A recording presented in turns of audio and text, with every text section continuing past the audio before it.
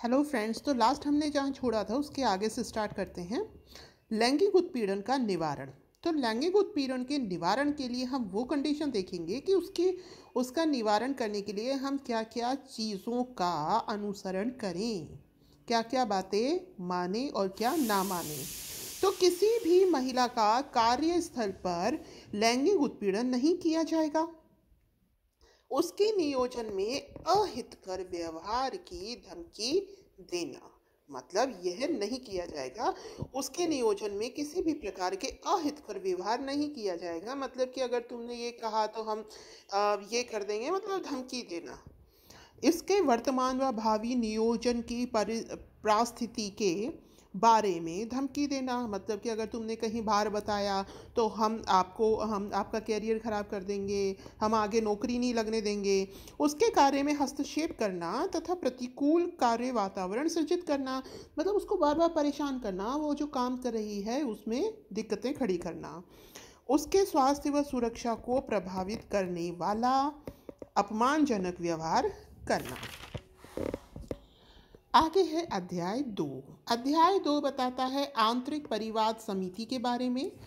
ये क्या होती है, देखिए, कोई भी बड़ा संगठन है, संस्था है, जहाँ पर अधिक संख्या में लोग काम कर रहे हैं, वहाँ पर यह उत्पीड़न रोकने के लिए वहीं के ही लोगों की एक समिति बनाई जाती है, जो कि इस मुद्दे पर कार्य करती है या इसमें कोई भी जो परेशानी आई उसका हल निकालती है।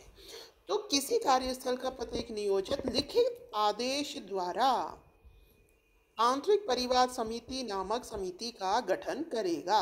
चलो अब देखते हैं इसमें कौन कौन होंगे। तो सबसे पहले इसमें एक होगी पीठासीन अधिकारी, जो कि महिला होगी। वो कर्मचारियों में से ही ज्येष्ठ स्तर की, मतलब सीनियर नियोजित महिला होगी। अब मान लीजिए कि एक कंपनी है, ठीक है, एक बड़ी कंपनी है, इसकी अलग अलग जो ऑफिसेज हैं अलग अलग जगह हैं। अब देखिए, अब मान लीजिए कि यहाँ पर हमें आंतरिक परिवार समिति गठित करनी है। यहाँ पर कोई सीनियर महिला नहीं है, तो जो इसकी दूसरी शाखा है, दूसरी ब्रांच है, हम वहाँ पर देखेंगे। वहाँ पर भी नहीं है तो उससे अगली में देखेंगे, है ना। तो इस तरीके से हम क्या करेंगे कि एक सीनियर महिला जो कि पीठासीन अधिकारी होगी, वो हो गई इसकी पीठासीन अधिकारी एक। अब कर्मचारियों में से हम 2 लोग को चुनेंगे, लेकिन वो जो 2 लोग हैं उनको जो महिलाओं की समस्याएं हैं उनसे संबंधित जानकारी होनी चाहिए। ये नहीं कि महिला गई प्रॉब्लम लेकर और वो इंटरेस्ट ही नहीं शो कर रहे हैं, तुम्हारी गलती होगी, ये वो, है ना।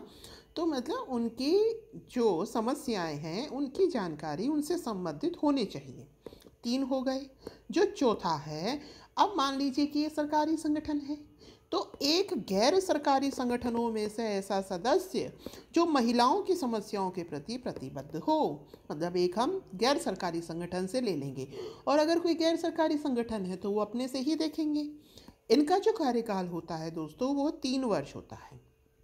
लेकिन एक शर्त और है, जितने भी नियोजित किए गए हैं उसमें आधी महिलाएं होनी चाहिए, यानी कि इसमें जो 2 हैं वो महिलाएं ही होंगी। आगे है अध्याय 3, जो कि स्थानीय परिवार समिति की बात करता है। स्थानीय परिवार समिति की आवश्यकता क्यों पड़ी, देखिए, जो बड़े संगठन हैं जहाँ पे अधिक संख्या में लोग काम करते हैं, तो वहाँ तो हम उन्हीं में से ही उनको लोगों को सेलेक्ट कर कर एक समिति बना लेंगे।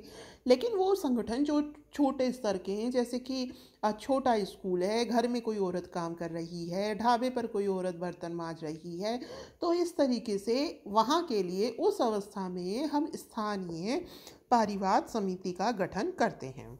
तो इसके लिए जिला अधिकारी होता है, जो कि जिला मजिस्ट्रेट या अपर जिला मजिस्ट्रेट, कलेक्टर या उप कलेक्टर को प्रत्येक जिले में जिला अधिकारी के रूप में अधिसूचित करेंगी। मतलब अब हमें समिति बनानी है तो उसके लिए जिला अधिकारी चाहिए, जो कि इस रैंक के अधिकारी होंगे। इनमें से हम किसी को भी जिला अधिकारी बना सकते हैं। स्थानीय परिवाद समिति का गठन, अब इसमें कौन कौन होंगे, इसके सदस्य जिला अधिकारी द्वारा चुने जाते हैं। ठीक है, जिला अधिकारी हो गए। अब ये चुनेंगे अध्यक्ष, जो सामाजिक कार्य में प्रख्यात और महिलाओं की समस्याओं के प्रति प्रतिबद्ध महिलाओं में से नाम निर्दिष्ट की जाएगी। यहाँ पर भी अध्यक्ष महिला होगी, ठीक है, जो कि सामाजिक कार्यकर्ता हो, जो महिलाओं की जो समस्याएं हैं उनसे जुड़ी हुई हो। एक सदस्य ब्लॉक, तालुका या तहसील या वार्ड में कार्यरत महिलाओं में से कोई होगी। ठीक है, मतलब इन जगहों पर जो महिलाएं काम कर रही हैं, तहसील में कहीं भी, वहाँ से एक सदस्य लिया जाएगा।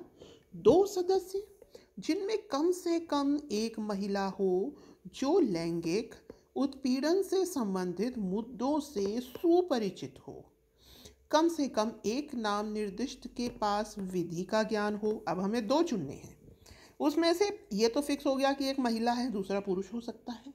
अब उन दोनों में से किसी एक के पास, चाहे महिला के पास चाहे पुरुष के पास, विधि का ज्ञान भी होना चाहिए। उसके अलावा उन 2 में से कम एक अनुसूचित जाति, अनुसूचित जनजाति, अन्य पिछड़ा वर्ग या अल्पसंख्यक समुदाय से संबंधित हो।